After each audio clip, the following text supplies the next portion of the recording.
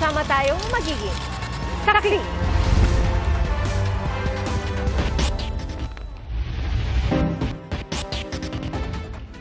Walang kawala sa entrapment operation ang 5 kawani ng LTO Nueva Vizcaya.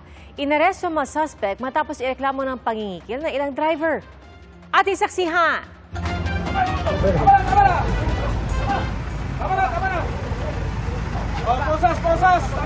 Agad pinusasan ang 5 kawani ng LTO Regional Office Nueva Vizcaya nang i-entrap ng mga pulis sa harap ng transport terminal sa Bambang, Nueva Vizcaya. Ayon sa Nueva Vizcaya Police, ikinasang operasyon kagabi, bunsod na reklamo ng isang van operator at 4 na iba pang individual na kinikikilan umano sila ng mga empleyado ng LTO.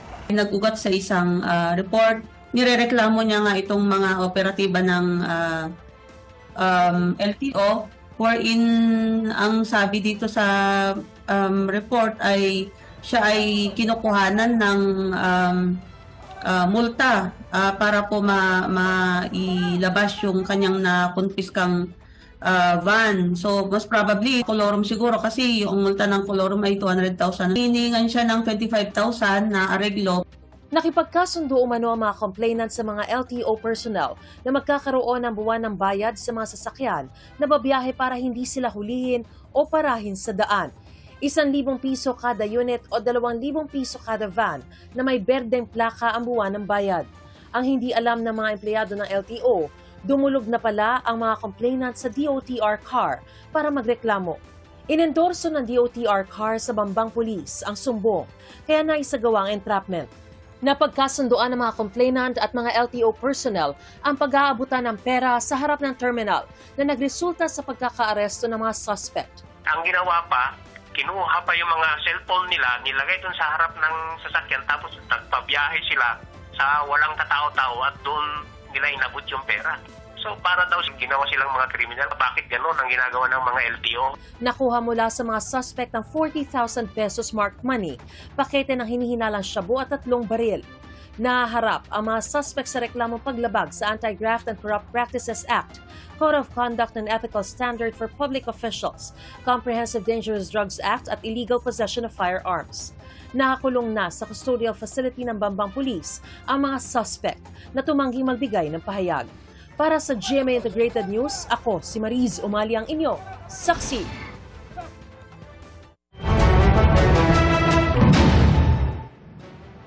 Bago sa saksi, halos kalahating bilyong pisong halaga ng hininalang shabu ang nasabat ng PIDEA at ng Bureau of Customs sa 3 balikbayan box sa Maynila. Aabot sa 70 kilo ng droga na nakasilid sa vacuum seal ng mga plastic ang nakita. At ayon sa PIDEA, galing Amerika ang kargamento na ipadadala sana sa 2 recipient sa Bacoor, Cavite. Niyahanda ng reklamong isasampa laban sa kanila. Patuloy ang investigasyon.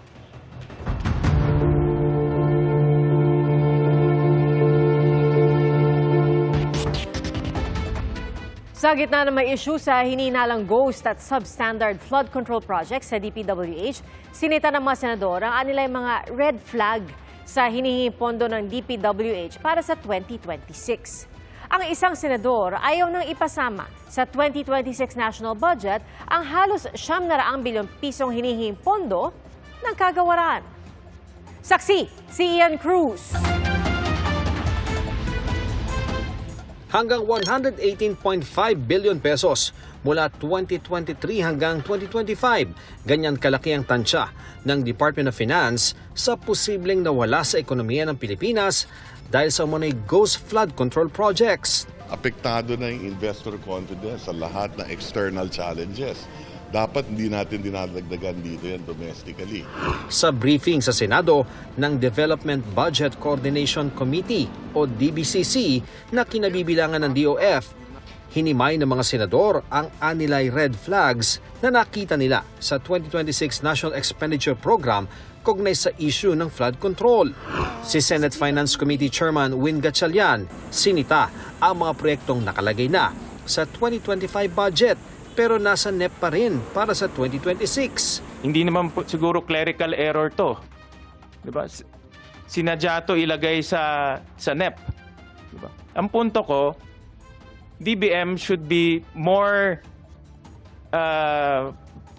should reform its process and maging mas detalyado sa pag-a-analyze ng mga projects na pinapasok sa NEP. Inilutang naman ni Senador Panfilo Lacson na may 500 magkakatulad umanong flood control projects na pare-pareho ang halaga ng budget para sa iba't ibang lugar. May 373 projects na may tig 100 milyong piso bawat isa at dito pa lang papalo na sa 37.3 billion pesos ang kabuang halaga. Recounted from NCR to Region 3 alone, flood control management 1, nasa mga 500 items. Yung exact amounts, similar amounts of 75 million each, 100 million each, 120 million each, 150 million each. Red flag po ito eh. Tanong ng mga senador, bakit ito pinalulusot ng Budget Department at ini-endorso sa NEP? Sagot ng DBM, galing ito sa budget proposals ng DPWH. Secretary Vince is already investigating ito pong mga doble-doble. Kakausapin niya yung mga senior officers niya. And then we'll meet tomorrow and hopefully in the next week po siguro meron na siyang report which he can share po to the committee. You know, Mr. Sa gitna ng mga naglulutangang issue sa hinihinalang ghost at substandard flood control projects, iginit ni Senador Bam Aquino na hindi dapat tanggapin ang hinihinging 881.3 billion pesos na budget ng DPWH. There's an ongoing investigation. Inaaral yung mga proyektong ito. There are so many questions, so many red flags that you have already pointed out with Senator Lacson. Wag ko natin tanggapin ito, ibalik natin to sa executive. Unfortunately, while we want that to happen, wala po yan sa constitution or sa rule na otherwise, ang pwede po siguro is that ibalik ng buo. So that's why the budget process is that the executive proposes and then the legislative can amend. Panukala naman ni Senador Loren Legarda, burahin ang buong budget ng DPWH para ang bagong kalihim ang gumawa ng bagong budget ng kagawaran. Allow the new secretary to do a new budget, so he will submit a supplemental budget. That is allowed by the process. Si bagong DPWH Secretary Vince Dizon, sang-ayon na kung may mga proyektong tapos na pero napondohan pa rin sa ilalim ng 2026 budget. Dapat nga itong tanggalin. Mali po yan. Ako po mismo ang magsasabi sa ating mga kongresista, please po tanggalin po natin yan. Posible rin anyang i-rebid ang mga kontrata na natuklasang ghost o non-existent. Git ni dating DPWH Secretary Manuel Bonoan, aalis siya sa kagawaran na malinis ang konsensya. I did the best that I can in my tenure in the department. I don't have any regrets. Ani Bonoan, sa paunang resulta ng investigasyon, 15 ang missing o hindi mahanap sa halos 10,000 flood control project. Karamihan daw dito nasa 1st District ng Bulacan at nakakalat sa regions 1, 2 at 3. Those project is actually that has already been validated and really found out not to be there. Submitted as completed and collected. The funds have been collected. The non-existent for the time being is actually just a matter of validating the locations of these projects that we are talking about. Ang mga impormasyong ito ang ibibigay naman ng DPWH sa bubuing Independent Commission na mag-iimbestiga sa mga flood control project. Sabi ni Pangulong Marcos, malapit na nila itong mabuo. Binuwag na ni Dizon ang Anti-Graft and Corrupt Practices Committee na binuo ni Bonoan. Ayon kay Dizon, hindi lang ang mga proyekto mula sa 2022 ang sisilipin, kundi pati ang mga sa nakalipas na administrasyon. This stretches even way earlier than 2018, 2017, 2016. Matagal na po itong mga ibang proyekto na ito. May 2 buwan daw si Dizon para i-reorganisa ang DPWH. Para sa GMA Integrated News, ako si Ian Cruz, ang inyong saksi. Patay sa sunog sa Malabon ang 3 taong gulang na bata at ang kanyang yaya. Bago maghating gabi, sumiklab ang sunog at naapula matapos na mahigit 40 minuto. Natrap sa ikalawang palapag ang kanyang yaya, ang 3 taong gulang na babae at ang kapatid nitong 6 na taong gulang. OFW ang tatay ng mga bata at ang nanay nilang nurse nasa trabaho nang mangyari ang sunog. Idinaan daw sa terrace ang 6 na taong gulang na bata na nagtamo ng mga paso sa katawan. Nasawi naman ang 2 pang biktima dahil sa suffocation. Inaalam pa ang sanhi ng sunog. Arestado isang binatilyo sa drug buy-bust operation sa Dagupan City. Mahigit 600 milyong pisong halaga ng shabu naman ang nabistong nakasilid sa mga tsaa at durian candy packaging sa Zamboanga City.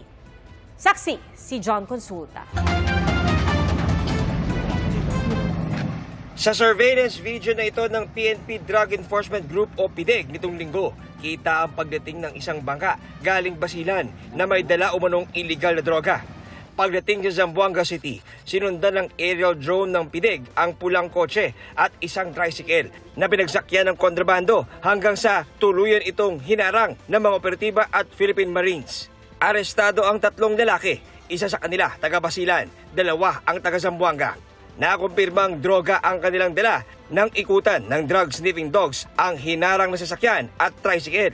Sinabi ng informante na luluwas na nga, ibabiyahe na yung mga kargamento from Basilan to Zamboanga ay nagsagawa na tayo ng interdiction operation. Binuksan ng PDEG ang 4 na ice chest at doon tumambad ang mga hinihinalang shabu na nasa pakete ng tsaa at mga nasa durian candy packaging. Nasa 89 na kilo lahat ng yan at nagkakahalaga ng 605 milyong piso. Ayon sa PDEG, order ng sindikato ang naturang droga na i-deliver dapat sa Zamboanga at karatig na probinsya sa Mindanao at Visayas. Dahil sunod-sunod ang operasyon sa hilagang bahagi ng bansa nitong mga nakaraang buwan, na-monitor daw ng mga otoridad na mag-iiba ng ruta sa pagpasok ng droga. Nung nalaman ito ng ating bagong Chief PNP na si Police Lieutenant General Jose Melencio Nartatis, nagutos siya na paigtingin ang operasyon dito sa southern portion ng Pilipinas at bantayan ang mga pantalan dito para hindi makapasok ang mga illegal drugs. Sinisikap namin makuha ang pahayag ng 3 inaresto na nakaharap sa reklamong paglabag sa Dangerous Drugs Act. Isang menor de edad naman ang inaresto sa ikinasang drug buy-bust operation sa Barangay Tambak, Dagupan City. 185 gramo ng shabu na nagkakahalaga ng 1.3 million pesos ang nakumpiska sa 15 anyos na lalaki. Ayon sa pulisya, kabilang sa listahan ng mga high-value individual ang binatilyo.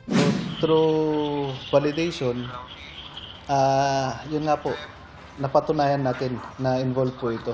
But before that, may test buy po tayo and meron nga po talaga pong nagbebenta po siya. Nasa kustodiya na ng City Social Welfare and Development Office ang minor de edad na suspect.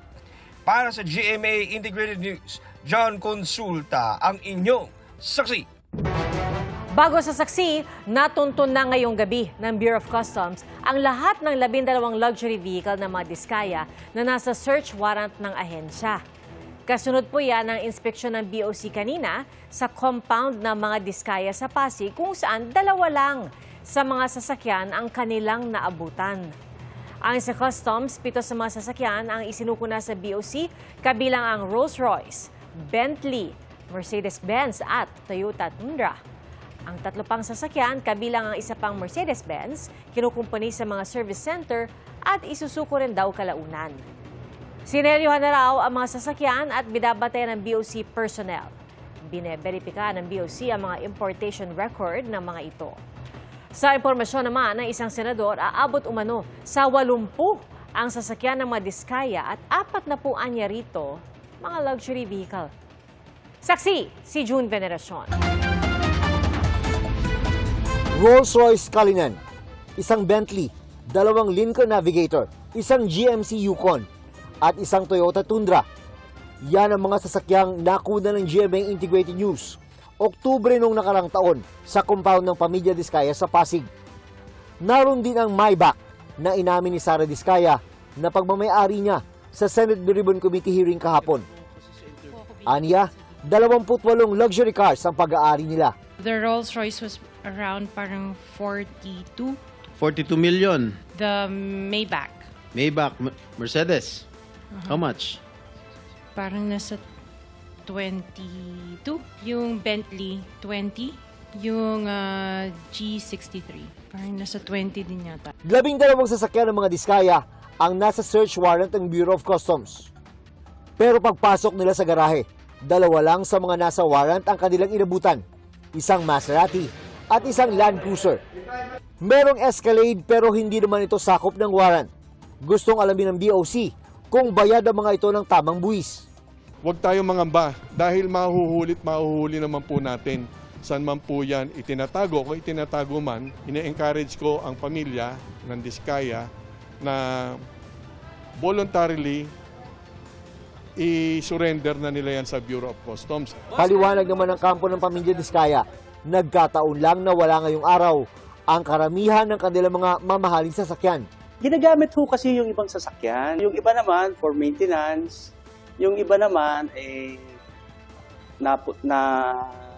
nailagay sa isang lugar kasi preemptive measures sila ngayon kasi nagbabaha dito sa Pasig. Pwede tinatago? Hindi po tinatago. Bakit naman po itatago? Illegal po yung mga yun. Iginiti nilang legal ang pagbili sa mga sasakyan sa mga car dealer gaya ng Speed 7 Corporation, AutoAd Corporation, at Freebell Import and Export Corporation. Wala naman ho nagbabawal na bumili ka ng ganitong sasakyan na mamahalin. Wala po. At ang sinasabi nyo, nabili yun sa pamamagitan ng malinis na pera. Ayos po. Yung mga allegation na hindi nasa illegal, hindi po totoo yun. Pinuntahan ng GMA News ang isang address ng AutoArt sa White Plains sa Quezon City. Pero sarado ito at walang mga signage. Sinusubukan pang makuha ng GMA News ang panig ng Freebell at Speed 7. Sa pagdinig ng Senado kahapon, sabi ni Senador Tito Soto, dati nang nasangkot ang Freebell sa umano'y smuggling na mga Bugatti noong isang taon. Sinabi naman ni Senador Jinggoy Estrada kanina na may impormasyon siya mula sa LTO na hindi lang 28, kundi 80 ang mga sasakyan ng mga Diskaya. 4 na po raw dito ay luxury cars. Sa susunod na pagdinig ng Senado, ipatatawag na rin daw ang asawa ni Sara na si Pacifico Curly Diskaya. Nakakalulang yaman po ito. Kung doon sa 28 luxury cars na inamin ni Sara na pag-aari nila ay halos hindi ako makapaniwala, wala pa pala yun sa kalahati ang kabuang bilang ng kanilang mga sasakyan. This is totally outrageous. Ngayong gabi, sunod-sunod na nagdatingan ang ilang luxury cars sa compound ng mga Diskaya. Ilan sa mga ito ay ang mga hinahanap na sasakyan ng Bureau of Customs kaninang umaga.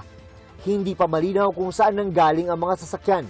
Ayon sa Customs, bukod sa mga Diskaya, ay iniimbestigahan na rin kung meron din mga mamahaling sasakyan ang iba pang kontraktor at personalidad na nadadawit sa mga questionable flood control project. Nagkataon lang, ito yung nauna natin makuwanan ng search warrant at obviously, ito yung nasa social media na napaka-high profile. Hindi lang po Diskaya ang ating tinitingnan. Para sa GMA Integrated News, ako si June Veneracion, ang inyong saksi. Mga kapuso, maging una sa saksi. Mag-subscribe sa GMA Integrated News sa YouTube para sa iba't ibang balita.